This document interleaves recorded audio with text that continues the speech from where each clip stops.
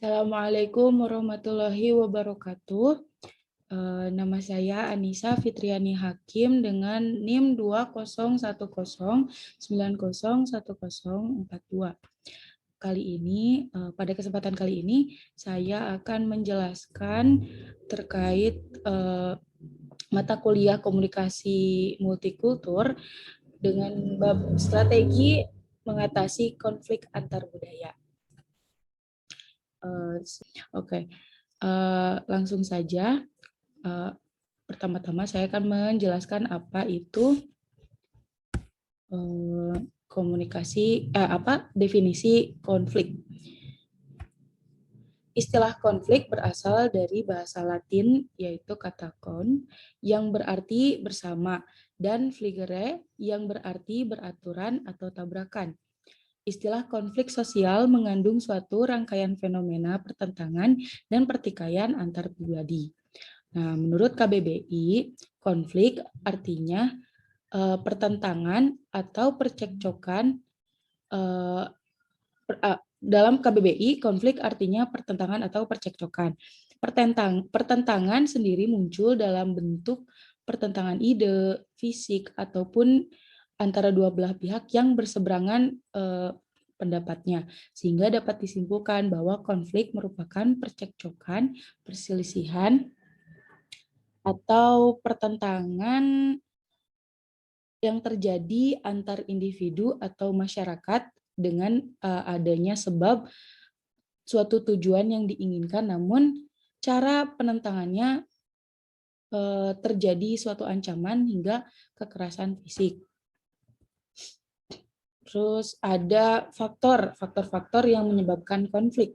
Menurut Suryono Sukanto, ada 4 faktor yang menyebabkan timbulnya konflik. Pertama ada perbedaan antara individu-individu, yaitu perbedaan pendirian, perasaan, hingga melahirkan bentrok atau konflik di antara individu tersebut. Kemudian yang kedua ada perbedaan kebudayaan, di mana perbedaan kebudayaan ini dapat membentuk individu sesuai pola-pola kebudayaan yang diterapkan, sehingga dapat mempengaruhi kepribadian seseorang dalam kebudayaan tersebut. Yang ketiga ada perbedaan kepentingan, yaitu perbedaan yang menyebabkan atau penyebab sumber utama munculnya pertentangan antara kepentingan ekonomi, politik, sosial, dan lain sebagainya. Kemudian ada perubahan sosial. Nah, perubahan sosial ini secara tidak langsung ikut andil sebagai faktor penyebab konflik dalam mengubah nilai-nilai yang ada di masyarakat, sehingga memunculkan golongan yang memiliki pendirian atau pendapat yang berbeda. Nah, Indonesia adalah negara dengan multikultur atau kebudayaan yang beragam. Dalam semboyan Bhinneka Tunggal Ika mencerminkan bahwa bangsa Indonesia adalah bangsa multibudaya yang berada dalam wilayah Negara Kesatuan Republik Indonesia. Dengan wilayah negara yang luas, dari Sabang sampai Merauke, menyajikan sumber daya alam yang melimpah beraneka ragam dengan karakter tiap-tiap daerah itu berbeda, khas, dan unik. Namun di balik itu semua, negara yang memiliki multibudaya atau multikultur ini rentan terkena konflik. Sebab potensi multibudaya itu sendiri berpotensi menimbulkan konflik yang dapat mengancam integrasi bangsa, karena konflik antar budaya ini dapat menimbulkan pertikaian antar etnis, agama, ras, maupun golongan yang bersifat sensitif terhadap suatu keadaan, sehingga dapat terjerumus ke arah disintegrasi bangsa. Fenomena ini dapat terjadi bila konflik tersebut tidak dikendalikan dan tidak diselesaikan dengan bijaksana oleh pemerintah atau kita sendiri sebagai masyarakat. Nah, adapun definisi konflik menurut perspektif antropologi, konflik antar budaya merupakan suatu fenomena sosial yang tidak dapat dipisahkan dari kehidupan manusia, terlebih dengan masyarakat yang berbentuk multibudaya seperti Indonesia ini. Nah, NKRI ini terdiri atas beraneka ragam suku yang memiliki ciri-ciri dan kekhasan budaya masing-masing. Aneka ragam suku ini bukan hal yang mudah untuk dipahami, apalagi diseragamkan, disamakan. Begitu saja. Sifat masyarakat Indonesia yang heterogen atau multikultur ini rentan terhadap kemungkinan terjadi konflik antar budaya. Kemudian mengatasi konflik antar budaya adalah pertama, jaga pikiran untuk tetap terbuka. Maksudnya adalah kita tetap harus keep open-minded atau jaga pikiran untuk tetap terbuka, luas, dan tidak hanya mengacu pada satu objek saja atau satu bidang saja. Kemudian jangan terburu-buru, kita harus tetap bersikap kritis, analitis di saat konflik itu terjadi, sehingga kita dapat memihak secara objektif kepada siapa kita memihak, ya, kepada atau tidak memihak pada salah satunya dengan terburu-buru gitu. Kemudian yang ketiga adalah jagalah konflik agar berpusat pada ide bukan orangnya. Maksudnya adalah kita mengarahkan alur konflik itu tetap pada suatu permasalahan pokoknya, permasalahan idenya, dan jalannya diskusi tersebut tanpa harus melibatkan permasalahan-permasalahan personal atau individual gitu. Kemudian yang keempat adalah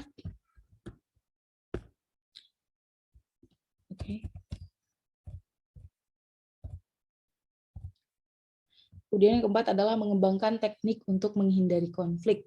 Maksudnya adalah kita membuat strategi untuk dapat meminimalisir konflik tersebut agar tidak merambat ke berbagai permasalahan, apalagi ke ranah personal, individual gitu. Kita harus tetap menjaga alur konflik ini pada permasalahan yang menyebabkan konflik gitu, tanpa melibatkan hal apapun.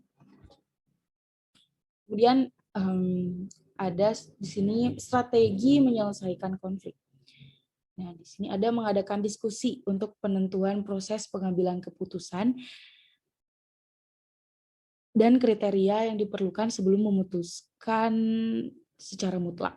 Misalnya pada rapat penentuan tema acara party perpisahan yang akan digunakan untuk mengakhiri sebuah kursusan atau sebuah pembelajaran, dengan mengambil diskusi panitia koordinasi untuk mendapatkan keputusan yang sah.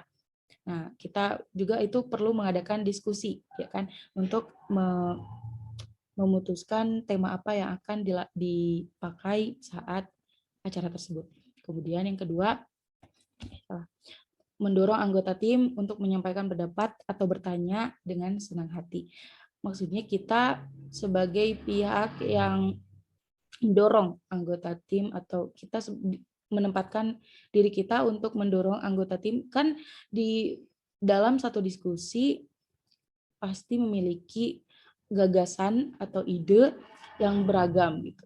Nah, kemudian kita mempersilahkan mendorong anggota lain untuk tidak memiliki keraguan-raguan dalam menyampaikan ide, gagasan karena takut merusak tim atau lain sebagainya. Padahal dalam diskusi menyampaikan pendapat, bertanya itu adalah hal lumrah dan tidak ada yang salah gitu. Kemudian yang ketiga strateginya adalah membangun etika yang baik dan sehat dalam menyampaikan ketidaksetujuan. Nah, apabila kita memiliki sanggahan atau keberatan atas pernyataan dalam forum diskusi tersebut, nah, alangkah lebih baiknya kita membangun attitude atau etika yang baik untuk menyanggah atau menyampaikan keberatan atas pendapat diskusi tersebut.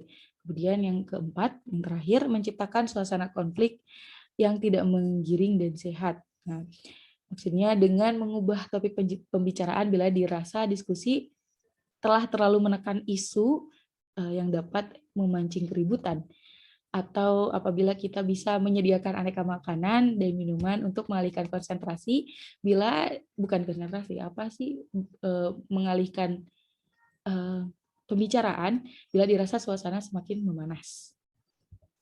Nah, dalam proses penyelesaian konflik ada metode negosiasi sehingga dapat mempermudah jalannya penyelesaian konflik. Nah, negosiasi sendiri adalah proses yang dilakukan oleh dua pihak atau lebih dengan kebutuhan dan tujuan yang berbeda dalam mendiskusikan suatu masalah tertentu untuk mencapai kesepakatan dan solusi yang dapat diterima bersama. Nah, dalam negosiasi ini ada 3 model negosiasi dalam penyelesaian konflik. Yang pertama ada lose-lose strategi. Maksudnya adalah lose-lose strategi ini strategi di mana para pihak para pihak yang melakukan negosiasi tidak menghasilkan kesepakatan apapun sehingga negosiasi tersebut dinyatakan gagal karena tidak ada keputusan yang menguntungkan bagi kedua belah pihak. Kemudian ada model loss win strategi di mana salah satu pihak yang mengikuti negosiasi tersebut harus menerima pendapat pihak lain, namun salah satu pihak tersebut mendapat keuntungan atau hasil yang maksimal atas negosiasi tersebut. Contohnya adalah proses tawar-menawar barang di pasar, ya. Contohnya seperti itu. Kemudian yang terakhir ada strategi win-win strategi, di mana negosiasi ini menciptakan kesepakatan yang saling menguntungkan bagi kedua belah pihak yang terjadi konflik dan menghasilkan kepuasan bagi masing-masing pihak. Nah, kemudian mengembangkan kemampuan negosiasi antar budaya.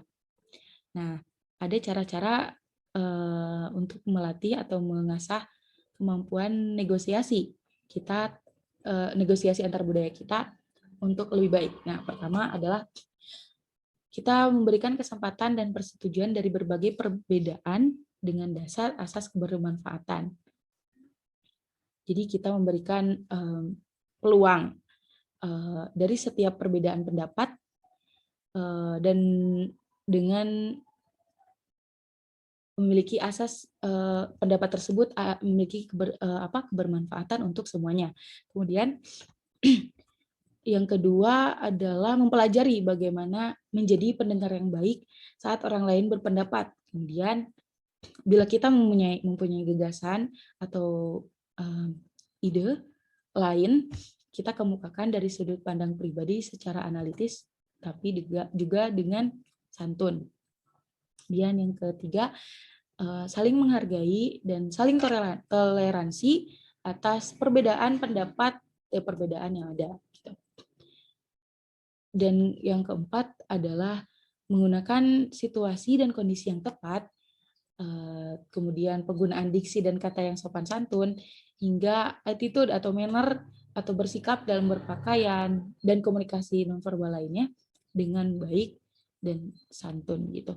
Kemudian yang terakhir adalah kita belajar untuk memahami budaya tersebut agar masing-masing budaya tidak memiliki miskomunikasi atau misintersepsi sehingga dapat menyimpulkan atau menciptakan konflik menjadi lebih meluas atau melebar kemana-mana.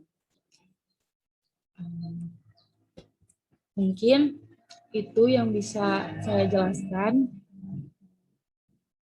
Mohon maaf apabila banyak kealpaan dan kehilapan yang terjadi dari awal presentasi hingga sekarang.